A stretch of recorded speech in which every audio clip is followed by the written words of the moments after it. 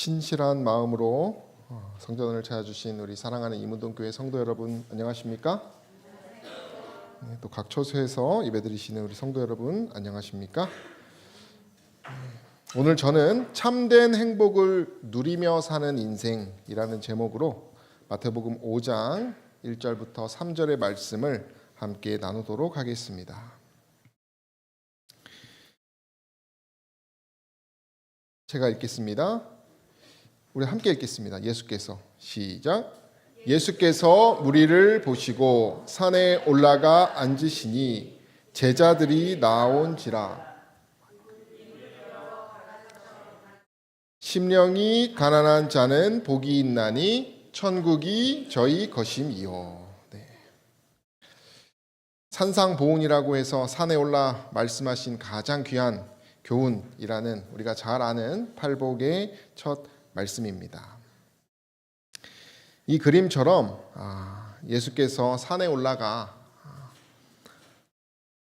제자들을 앉혀 놓으시고 말씀을 주시는 이야기입니다. 뒤에 이렇게 여러 청중들이 있긴 하지만은 실은 이 팔복의 이야기는 제자들에게 특별히 더 하나님의 아들 예수께서 가르치시고자 하는 말씀입니다. 특별히 제자라는 표현뿐만 아니라 13절부터 또 제자도에 대해서 빛과 소금의 역할을 감당하라는 말씀을 하시기 때문에 그런데요. 다시 말하면 오늘의 이 말씀은 그 누구보다 믿음의 선한 싸움을 싸우고 있는 저와 여러분들을 위한 또 우리에게 필요한 말씀이라는 사실을 기억하시기를 바랍니다. 오늘 말씀을 통해서 바라건대 우리 안에 있는 이기심과 또 여러 우리의 자기 만족이든 혹은 우리의 자아들이 다 소멸되어서 우리가 더 겸손하게 되고 또 영적인 믿음의 시야가 넓어지는 그런 저와 여러분 되시기를 간절히 소망합니다. 그렇다면 오늘 본문의 말씀인 특별히 이 심령의 가난한 자가 복이 있다 이렇게 얘기를 하는데요. 심령의 가난이란 무엇일까요, 여러분? 심령은 우리가 마음이라고도 볼 수 있겠습니다. 어떤 사람들은 이 세상의 가치 마치 이제 세상은 이제 돈을 이렇게 벌고 살지 않습니까, 그죠? 그것에 대한 가치를 두는데 이것을 완전 뒤집으려고 하는 개념이라고 말을 하긴 하는데 그런 것이 아닙니다. 그런 어떤 물질적인 것이 아니에요. 원치 않는 가난에서 빠져나오고자 하는 우리 인간의 마음을 예수께서 그것이 죄되다고 하지 않으십니다. 오늘 핵심은 그런 물질적인 개념의 가난과 부가 아니라 우리의 마음, 특별히 그 하나님의 나라와 연결된 영적인 부요에 대한 이야기를 하는 것입니다.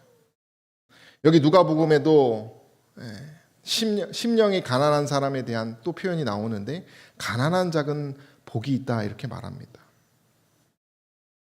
그럼 이 가난하다는 것은 무엇이냐? 누구도 이 가난을 좋아하지 않습니다. 그죠? 가난한 이문동교회 어떠십니까? 좀 듣기 별로 안 좋죠. 부요한 이문동교회 훨씬 좋죠. 여기서 말하는 가난은 가장 가난한 상태를 얘기합니다. 보통 가난이 아니에요. 이것은 어떤 보편적인 가난 혹은 상대적인 가난을 말하는 것이 아니고 절대적인 아주 파산지경에 이르는 사망의 근처에 있는 가난을 말하는 것입니다. 여기 시편에 특별히 이 가난에 대한 개념은 구약에서 가져올 수 있는데요.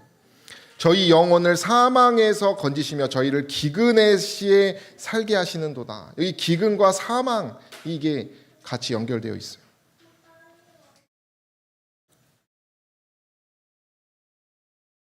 여기서 말하는 가난은 어떤 비참한 그런 또 비열한 어떤 그런 개념보다는 쉽게 말하면 하나님 없이는 아무것도 할 수 없는 존재.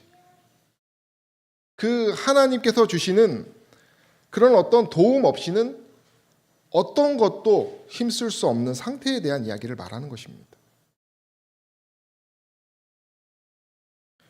마치 이 베데스다 연못가에서 38년 동안 병을 앓고 아무것도 할 수 없었던 그 남자와 같은 상태가 바로 이 가난의 상태입니다.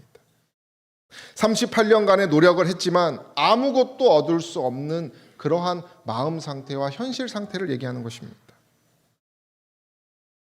다른 사람의 도움이 없이는 뭐 할 수도 없는 사람이에요? 살 수 없는 사람입니다. 그래서 자기를 도울 수 있는 대상을 애타는 심정으로 그래서 마음이 온전히 누구의 도움 없이는 살 수 없다라는 그런 가난한 지경에 놓인 사람에 대한 표현이라는 것입니다. 이것을 우리들에게 적용한다면 이런 것입니다. 읽어주시면 감사하겠습니다. 우리 스스로 죄의 권세에서 벗어나기는 불가능하다. 우리의 마음은 죄에 물들어 있으며 우리 스스로 이를 바꿀 수가 없다. 교육, 바른 예절, 의지력은 모두 옳은 일을 하는데 도움이 되도록 제각기 적절한 역할을 한다. 그러나 그것들은 우리의 마음을 변화시킬 수 없고 우리의 생애를 순결하게 할 수도 없다. 우리가 흔히 추구하는 교육, 태도, 어떤 인간의 의지력조차도 뭐 할 수 없다는 것입니까? 그것이 우리에게 인생에 도움은 되지만은 그 베데스다에 누워있던 그 병자처럼 우리의 심령이 그런 것들로는 뭐 할 수 없다는 것입니까? 채워지지 않는다는 것입니다. 혹시 이런 것들로 인해서 힘주고 계신 분들이 계시다면 멈추시기를 바랍니다. 그것은 우리를 뭐 할 수 없어요? 우리를 변화시킬 수 없다는 것입니다. 우리 의인들은 어땠을까요? 우리 바울 선생님 우리가 계속 공부하고 있고 저도 참 좋아하는데요. 바울의 절규가 있어요. 읽어주시면 감사하겠습니다. 우리는 하나님의 부드러운 애정과 아버지다운 긍휼하심을 안다. 우리는 그분의 율법이 지혜롭고 공정하고 의롭다는 것을 안다. 그것은 사랑의 율법이다. 바울은 이 점을 잘 알고 있었으나 절망과 비통을 느끼지 않을 수 없었다. 나는 육신에 속하여 죄 아래에 팔렸도다라고 말했다. 바울은 순결하기를 원했고 하나님과 올바른 관계를 갖고자 하였다. 그러나 자신을 변화시킬 능력이 없음을 알았기에 이렇게 울부짖었다. 우리 함께 읽을까요? 오호라 시작. 오호라 나는 곤고한 사람이로다. 이 사망의 몸에서 누가 나를 건져내랴. 여러분 이 바울의 절규가 누구의 절규와 같습니까? 우리들의 절규와 같다는 것을 우리가 잘 알게 됩니다. 우리가 얼만큼 해야 정말 그 부유에 참여할 수 있을까요? 우리가 정말 많이 알고 지식이 많이 있지만은 우리가 애를 쓰면 쓸수록 어떻습니까? 우리 안에 있는 이기심이 우리가 타고난 그 혈기와 우리의 본성이 드러나는 우리의 삶을 보게 됩니다.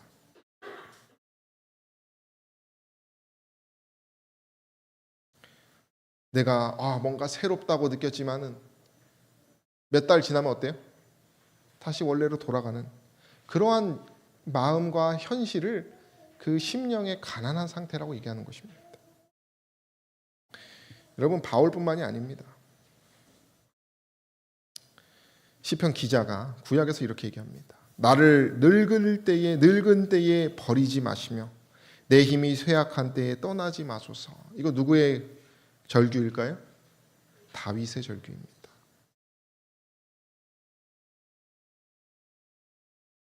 세월이 지남에 따라서 좋지 못한 품성의 특징들이 강화된다 이렇게 표현합니다. 동의하십니까?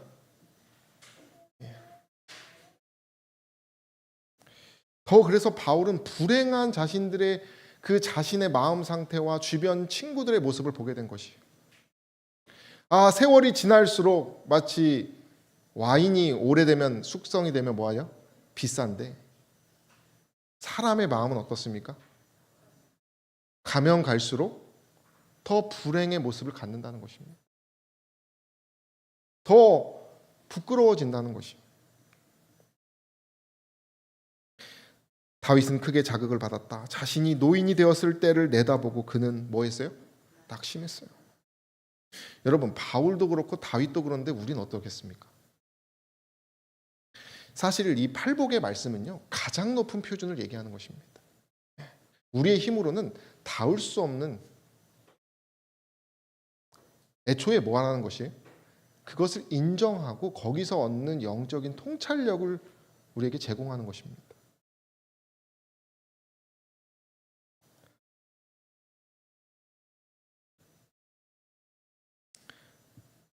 이 가난한 자는 구약에 여러 번 등장하는데요, 이사야서에는 가난한 자에게 아름다운 소식, 복음을 전하게 하시려고 이렇게 표현합니다. 그리고 말하기를 주 여호와의 신이 그렇게 한다고 얘기를 합니다. 그리고 그 영이 가난한 자의 심령에 들어와서 마음이 상한 자를 고치고 포로된 자에게 자유를 주고 갇힌 자에게 노임을 전파하고 모든 슬픈 자를 위로할 것을 얘기하고 있어요.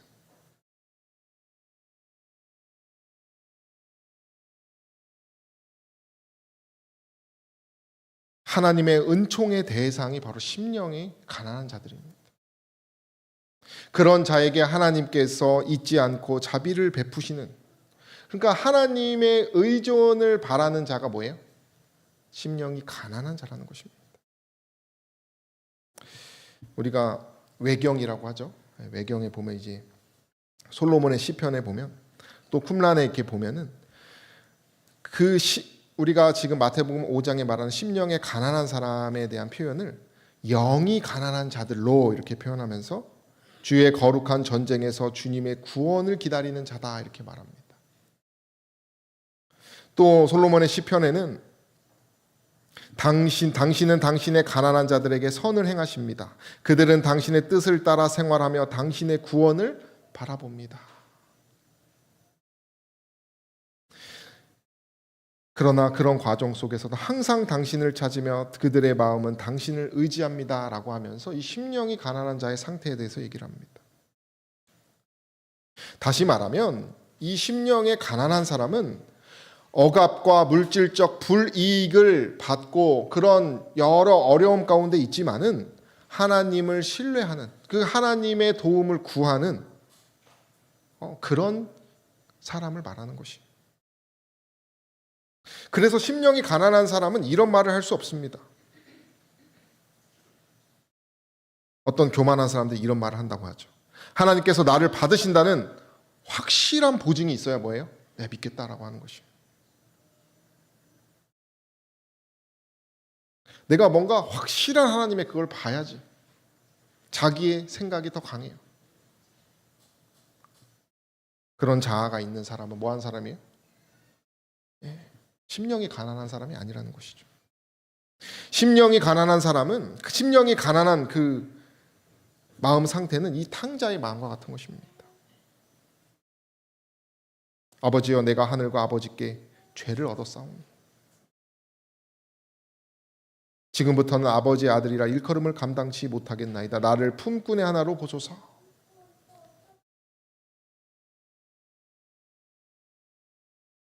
개인의 삶에서 여러 노력했지만 실패하고 실수하고 완전 무너져 내린 상태.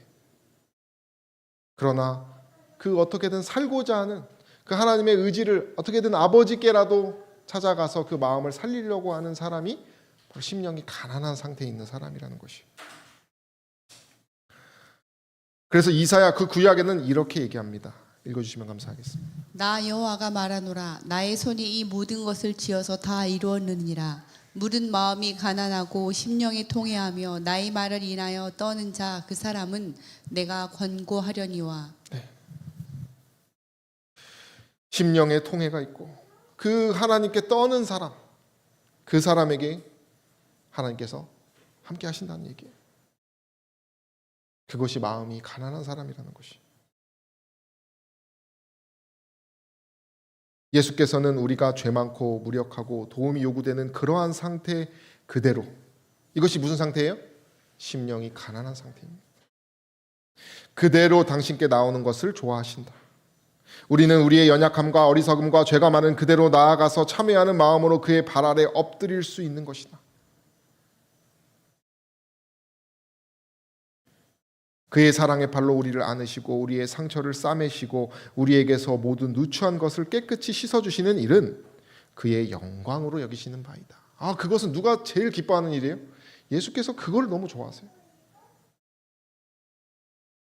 그런 베데스다의 병자 같은 상태로 그리스도를 바라보는 사람을 좋아하신다는 것이, 심령이 가난하다고 인정하는 사람을 좋아하신다는 것입니다.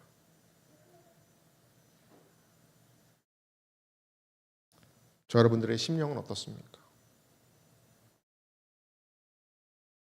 우리가 한번 생각해 볼 필요가 있는 것이. 그렇다면 심령이 가난한 사람이 얻는 유익이 뭘까요? 오늘 말씀 뭐라고 합니까? 복이 있나니 천국이 저희 것이다. 여기서 말하는 복은 물질적인 복을 우리가 보통 생각하게 되는데 그것이 아니죠. 그리고 어떤 운이 좋은, 그저 그냥 행복한 감정적인 그런 혹은 세속적인 그런 개념이 아닙니다. 어떤 기쁨의 복일 수도 있지만은 그것보다 여기서 말하는 복은 그 행복, 그런 어떤 기쁨의 이상의 것을 말합니다.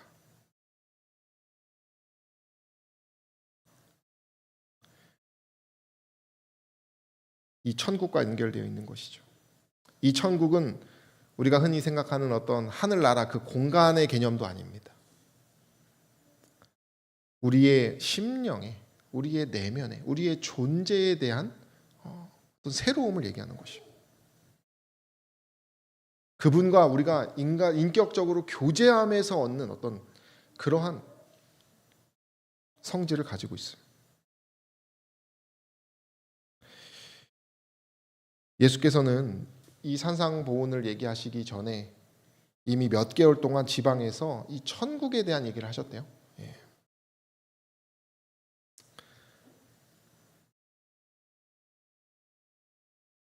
그렇다면 이 복은 무엇일까? 많은 사람들, 여기 보면 모든 계층의 사람들이 관심을 불러일으켰다는 것을 얘기하는데요.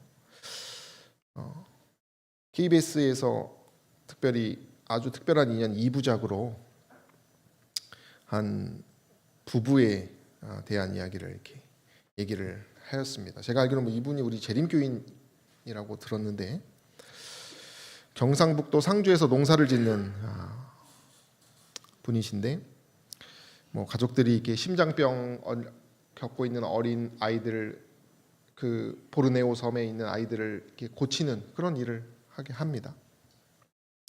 근데 그분이 그 천국, 이 마태복음 5장이 말하는 그 복에 대한 개념을 좀 우리에게 설명하는데요.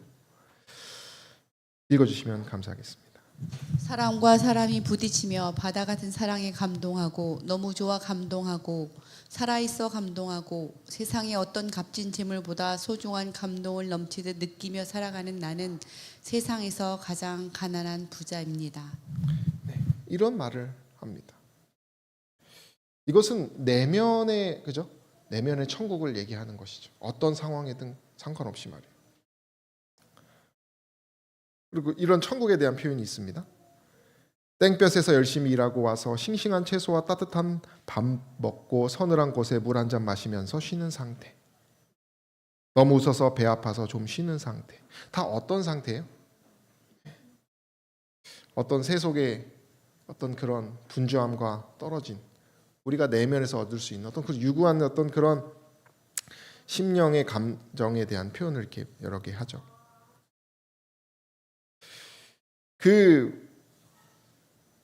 이 책에 등장하는 오정면 목사님은 어떤 그리스도께 헌신하는 마음으로 살았을 때 자신의 것을 다 나누게 되고 어떤 가져서 행복하기보다는 그저 하나님께서 주시는 여러 하나님이 제공하는 것들에 대한 감사로 이렇게 마음이 채워지고 작은 것에도 감사할 수 있는, 물론 세상 사람들도 감사합니다마는 항상 감사하게 되는 어떤 그런 하나님이 주시는 그런 내면의 아름다움 같아요. 제가 이렇게 보니까 석양을 바라보며 존재에 대한 감사를 생각하거나 사랑하는 대상과 이야기 나누면서 웃는 것, 근심이 기쁨으로 변할 때, 죄 없고 병들었다고 할 만한 사람 없는 곳, 탄식이 없고 이별 없는 곳, 줄이거나 목마르지 않는 곳, 어린 사슴이 찾는 투명한 샘물의 근원 같은 곳, 어떤 그런 천국을 또 생각하면서 이 땅의 어떤 근심을 다 이렇게 인내할 수 있는 그러한 상태, 그런 것이 이 마태복음이 말하는 심령이 가난한 사람이 얻을 수 있는 복이라는 것이.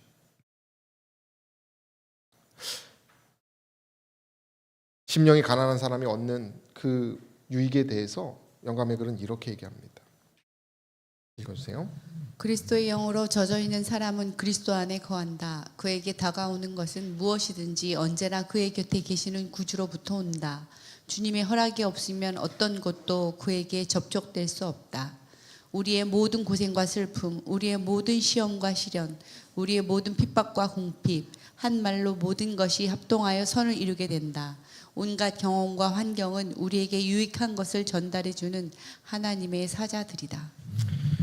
내면의 그 천국, 하나님이 주시는 그 복을 소유하게 되면 어떻게 되는 것입니까? 어떤 것도 넘어뜨릴 수가 없는 것입니다. 모든 경험, 모든 환경, 그것이 어떻든지 간에 뭐 할 수 있다는 것이에요? 그것이 우리를 더 힘있게 만들 수 있다는 것이에요. 이것이 진정한 자유요, 진정한 진리 안에서 사는 삶이라는 것입니다. 심령이 가난한 자가 얻을 수 있다라고 하는 것입니다. 저 여러분들은 고생과 슬픔, 어떤 우리의 시험과 시련 가운데 어떤 감정을 가지고 사십니까? 우리는 하나님께서 주시는 이런 유익을 정말 누리고 사는지에 대해서 오늘 이 시간 돌이켜볼 필요가 있다는 것이. 그렇다면 우리가 어떻게, 이제 마지막으로 어떻게 우리가 이 심령이, 마음이 가난해질 수 있는지에 대해서 좀 살펴보겠습니다. 두 사람이 있습니다. 우리가 잘 아는 누구입니까? 바리새인과 세리입니다. 우리가 누가복음에 보면 기도하는, 그래서 사실 우리의 그 열쇠는 기도하는 것에 있습니다. 바리새인도 기도를 했고요, 세리도 기도를 하거든요. 그렇다면 바리새인의 기도를 좀 보겠습니다. 이 보라색 부분만 읽어주세요.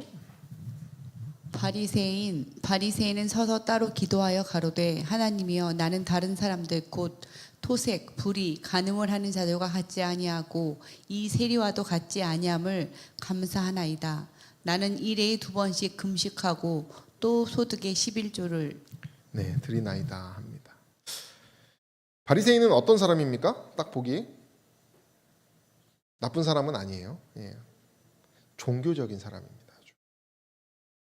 자신이 삼가는 몇 가지 악덕에 대해서 먼저 이렇게 말을 하고요. 그 다음은 자신이 수행하고 있는 어떤 그런 경건한 행위에 대해서 이렇게 말을 합니다.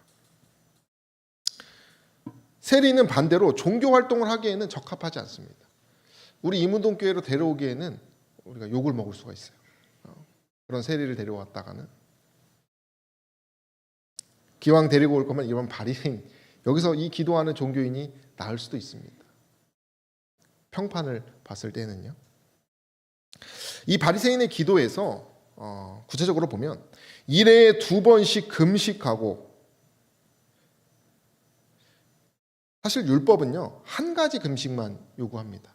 언제 금식을 구체적으로 하냐면은 속죄일에 하는 금식이 있어요. 그래서 그들은 뭐 이런 가벼운 단식일이라는 표현으로 이렇게 그 속죄일 이런 말을 하면서 금식을 한다고 합니다. 실제 지금 유대인들이요. 음식, 음료, 흡연 등 어쨌든 그들의 이 금식은 이렇게 한 번 할 수 있게 이렇게 보통 그것이 보편적인 것인데, 여기서 지금 기도하고 있는 바리새인은 아주 경건한 사람입니다. 남들보다 어떻게 해요? 한 번 더 금식을 해버립니다.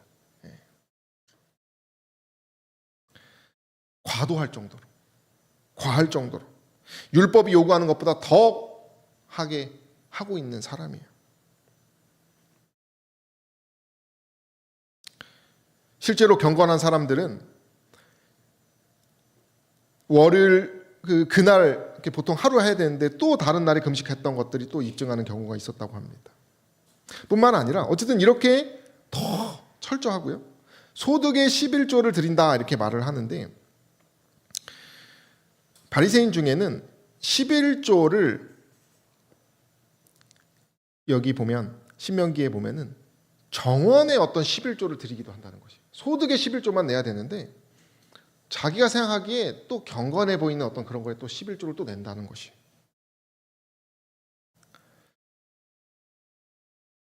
11조를 바치는 부분에서도 또 율법의 요구를 초과할 정도로 뭐한 사람이에요?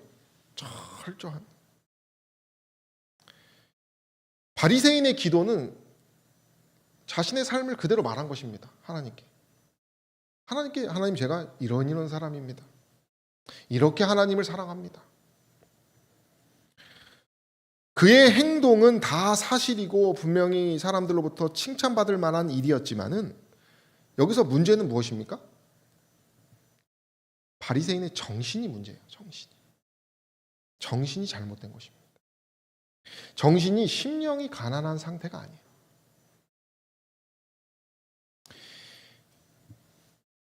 이 바리새인의 기도를 좀 더 구체적으로 이렇게 표현합니다. 읽어주세요. 나의 하나님 주님, 내가 베트 하미드라쉬에 앉은 자들과 나의 몫을 함께 하게 하시고 거리 모퉁이에 앉은 자들과 나의 몫을 함께 하지 않게 하심에 감사드립니다. 내가 일찍 일어나고 그들도 일찍 일어나지만 나는 토라의 말씀을 위해 일찍 일어나고 그들은 쓸데없는 말을 위해 일찍 일어납니다. 나는 수고하고 그들도 수고하지만 나는 수고하고 보상을 받으며 그들은 수고해도 보상을 받지 못합니다. 나는 달려가고 그들도 달려가지만 나는 미래 세계의 생명을 위해 달려가고 그들은 파멸의 구덩이로 달려갑니다. 여러분, 감사가 다 좋은 게 아닙니다. 이걸 보면서 그런 생각이 했어요. 이 바리새인은 감사가 넘치는 사람이에요. 근데 그의 정신의 감사는 어떤 감사입니까? 그리스도와 자신을 비교하는 것이 아니라 남과 자신을 비교하는 기도를 하고 있어요. 저들과 다른 나에 대해서 감사하는 것입니다. 저들과 다른 나의 경건에 대해서 감사하는 것입니다. 여러분, 그것이 우리에게 잠깐의 기쁨을 줄 수는 있지만은 그것은 우리를 심령의 가난함으로부터 자유하게 할 수 없다는 것을 기억하시기를 바랍니다. 나는 수고해서 보상받는데 저 사람은 보상받지 못하는 것. 그들은 파멸의 구덩이로 가고 있으니 나는 뭐예요? 그것보단 낫다라고 하는 생각. 우리가 흔히 때때로 핑계댈 때 아주 거룩하고 경건한 그런 사람들을 비교하면서 나는 그 사람도 이렇게 됐는데요 라고 하면서 우리가 뭐예요? 우리 스스로를 합당하게 여길 때가 있어요. 목사님 아들도 저러는데 뭐 장로님 딸도 저러는데요 뭐 이러면서 뭐예요? 우리가 우리의 마음 상태를 합리화하면서 나는 그런 사람도 아닌데 저 사람들보다 더 나으니 감사합니다. 이런 마음, 이런 정신이 있을 수 있어요? 없어요? 있어요. 너무나 이거는 여러분, 이거 없다고 하는 사람은 제가 볼 때는 거짓말하는 사람이라고 생각합니다. 우리 마음에는 다 뭐가 있어요? 이 바리새인의 감사가 있다는 것이.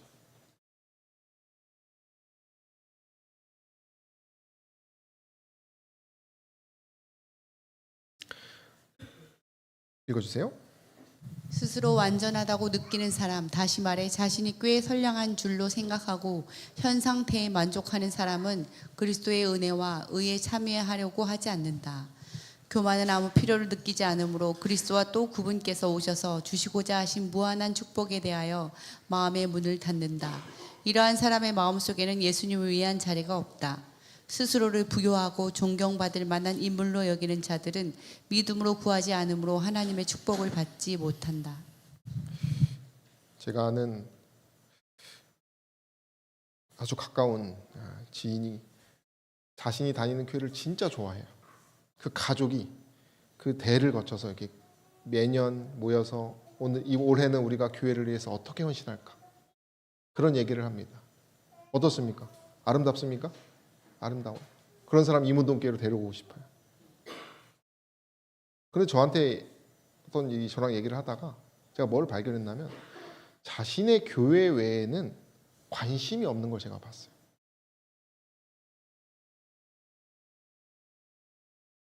우리가 내가 사랑하는 교회가 뭐가 될 수도 있습니까? 우상이 될 수도 있어요.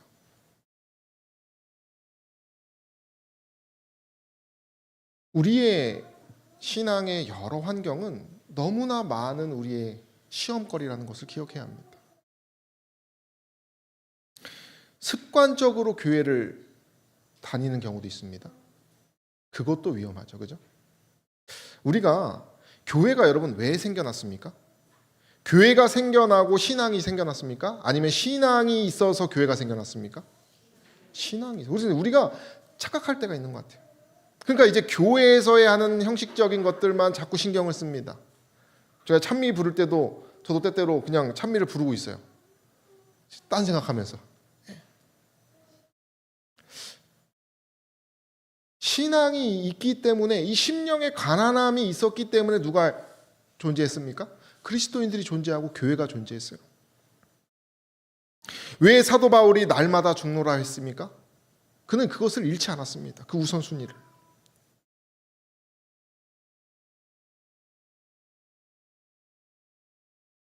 우리가 축복을 받는 것은 심령의 가난한 상태로서 그런 축복을 받는 것은 우리가 뭔가 우리의 생각으로 잘 되고 있다라고 하는 어떤 우리의 생각을 다 버리는 것에 있다는 것을 기억하시길 바랍니다.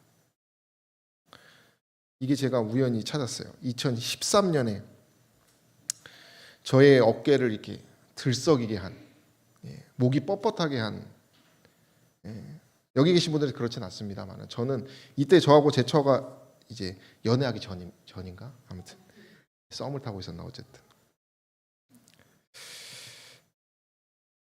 이게 초합회적이고 초교파적인 운동이었어요. 말씀으로 돌아가자.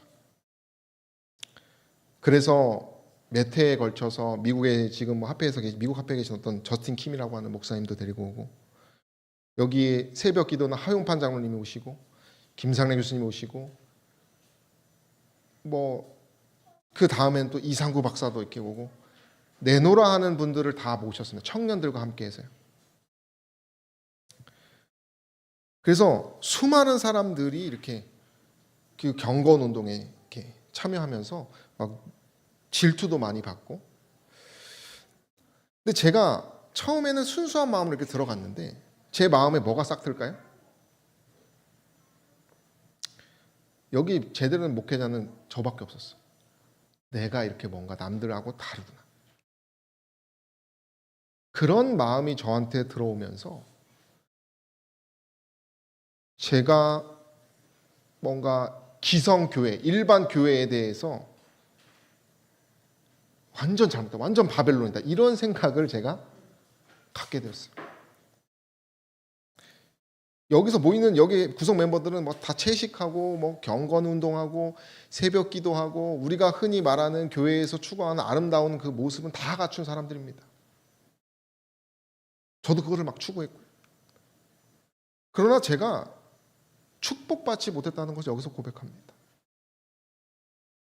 제 마음 가운데서는 뭐가 계속 생각났냐면은 뭔가 좀 나를 알아줬으면 좋겠고, 이렇게 하지 않으면, 이렇게 정말 철저하게 하지 않는 교회의 모습은 저에게는 그 바리새인의 기도와 같이 경건하지 못하고 제대로 되지 않았다고 생각했어요. 그래서 제가 이것을 집회를 하고 나서 첫 임시를 갔을 때 어떻게 됐을까요?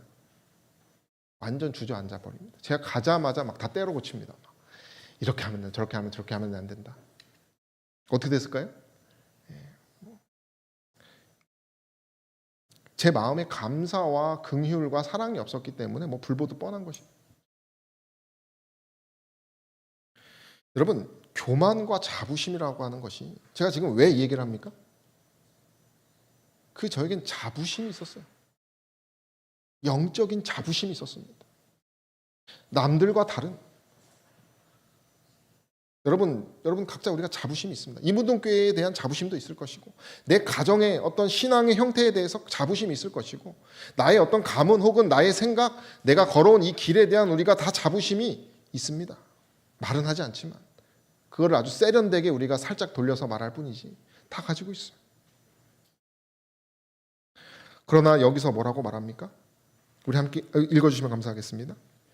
교만과 자부심만큼 하나님께 더 가증스럽고 사람의 심령에 더 위험한 것은 없다. 교만은 모든 죄 중에 가장 절망적이고 가장 고치기 어려운 죄이다.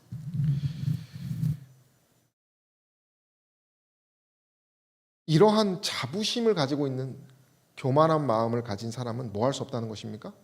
심령에 가난한 사람이 받는 그 복을 누릴 수 없다는 것이에요. 저와 여러분들은 건강한 신앙을 가지고 있는지를 생각해 봐야 합니다. 그리스도인 당시의 백성들의 종교 지도자들은 자신들이 영적으로 보화를 가진 부자인 줄 알았다. 하나님께 그들은 감사하던 사람들이었어요. 바리새인의 기도는 그가 속한 부류는 물론 크게는 뭘 나타낸다고 말합니까? 국민 전체의 생각이라는 것입니다. 지도자들이 그런 생각을 가졌기 때문에 그것을 따라가는 사람들도 당연히 뭡니까? 그것의 가치를 보는 것이에요. 따라서 흉내내기 때문에 그렇게 되는 것입니다.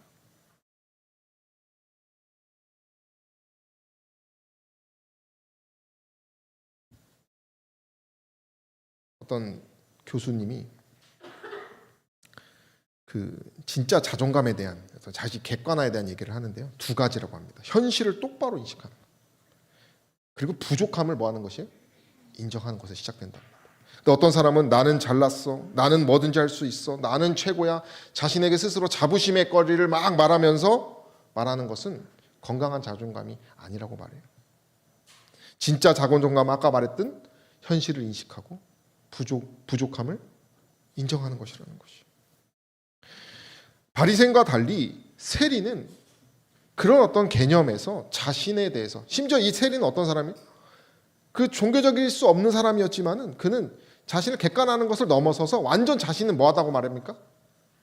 하늘을 우러러, 보통 그 당시에는 하늘을 보면서 기도하는 것이 기도였어요. 그렇게도 하지 못하는 자격 없는 자라고 죄에 대한 큰 자각을 가진 사람입니다. 가슴을 친다라고 하는 것은 이것이 현재형이에요. 계속 가슴을 치는 것이 슬픔의 표시입니다. 나를 향한 진노를 풀어달라고 하는. 세리는 멀리 서서 감히 눈을 들어 하늘을 우러러보지도 못하고 다만 가슴을 치며 가로되 하나님이여 불쌍히 여기옵소서 나는 죄인이로소이다.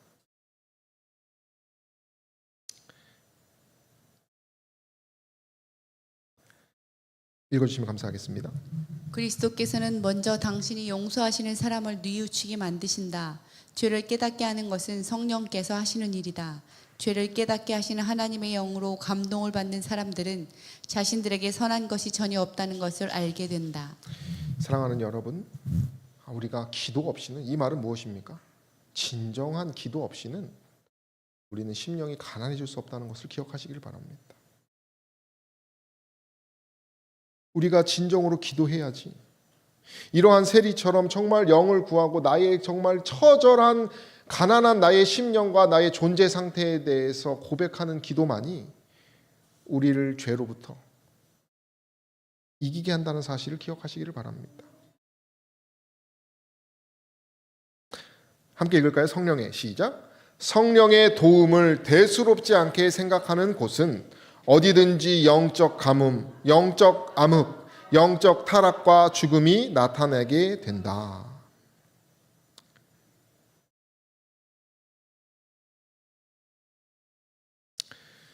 우리가 때때로 기도할 때 왜 기도를 멈추게 됩니까?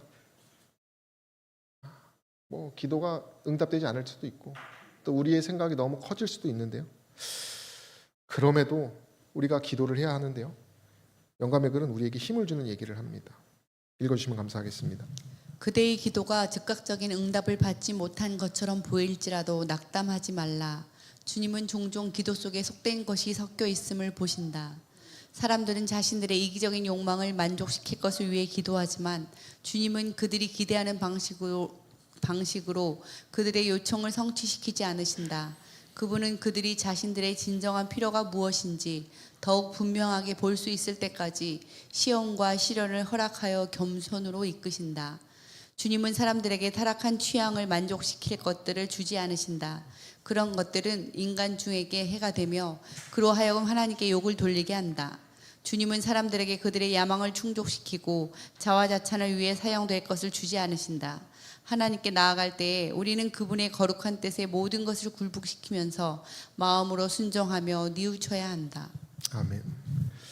저 여러분들의 마음에, 우리들의 신앙에, 우리들의 기도에 이와 같은 정신이 회복되는 저 여러분 되시기를 간절히 바라며 말씀을 마치겠습니다.